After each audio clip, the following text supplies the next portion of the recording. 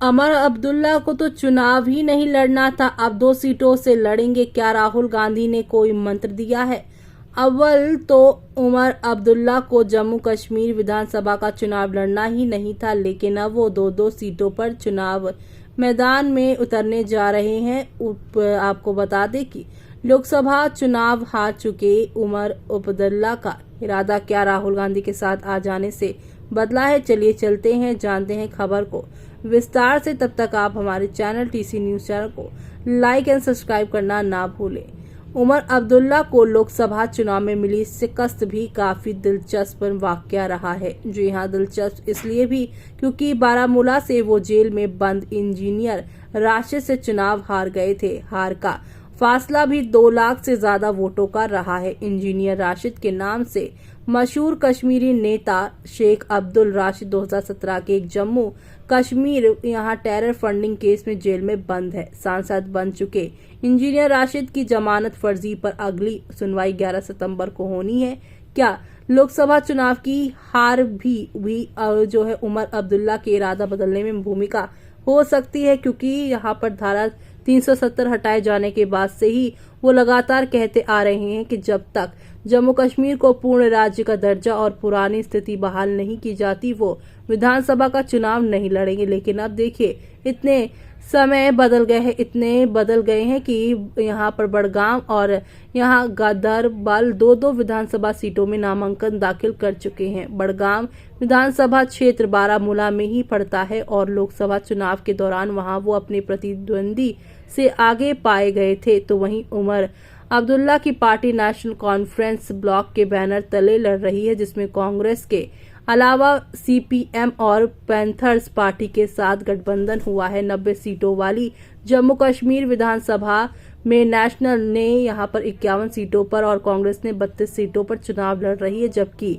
यहां पर जो आपको बता दें 5 सीटों पर दोनों ने फ्रेंडली मैच खेलने का जो है फैसला लिया है। गठबंधन में एक सीट सीपीएम और पैंथर्स पार्टी को दी गई है। वैसे तो उमर अब्दुल्ला ने चुनाव लड़ने के फैसले के बारे में अपनी तरफ से खुद भी वजह बताई है, लेकिन वो पर्याप्त नहीं लगता।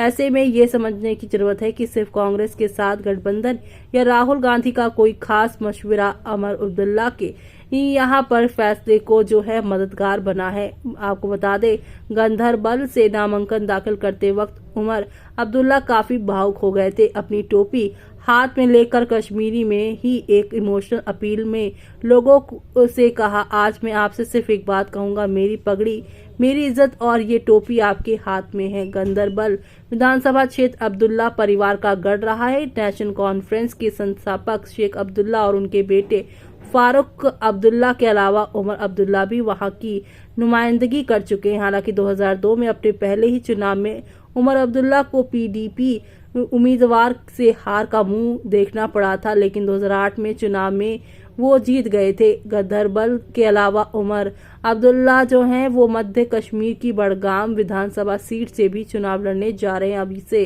पहले जम्मू कश्मीर में आखिरी विधानसभा चुनाव 2014 में हुआ था और तब उमर अब्दुल्ला बड़गाम की बगल वाली बिरहा सीट से विधानसभा चुने गए थे।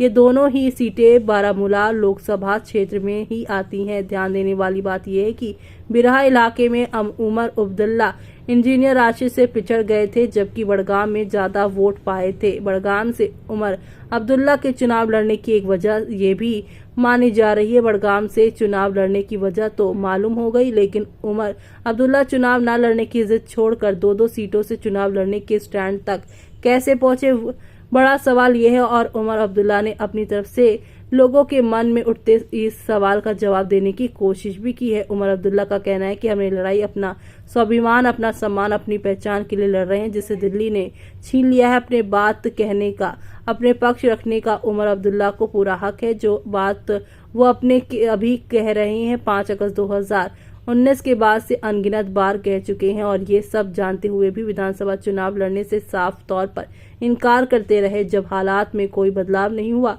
तो वो चुनाव न लड़ने का फैसला किस वजह से बदल लिया, कोई दो राय नहीं है कि जम्मू कश्मीर प्रशासनिक व्यवस्था में दिल्ली का अश्क साफ साफ नजर आता है। उमर अब्दुल्ला ही नहीं बल्कि पीडीपी नेता महबूबा मुफ्ती भी ऐसे ही आशंका जताती रही हैं। और आपको बता दें कि यहाँ पर जो है जताती रही हैं, जब तक जम्मू कश्मीर का राज्य का दर्जा बहाल नहीं हो जाता विधानसभा चुनाव का कोई मतलब नहीं बनता है। ऐसे में आपका क्या कहना है इस पर? हमें कमेंट बॉक्स पर कमेंट करके बताना बिल्कुल ना भूलें आप।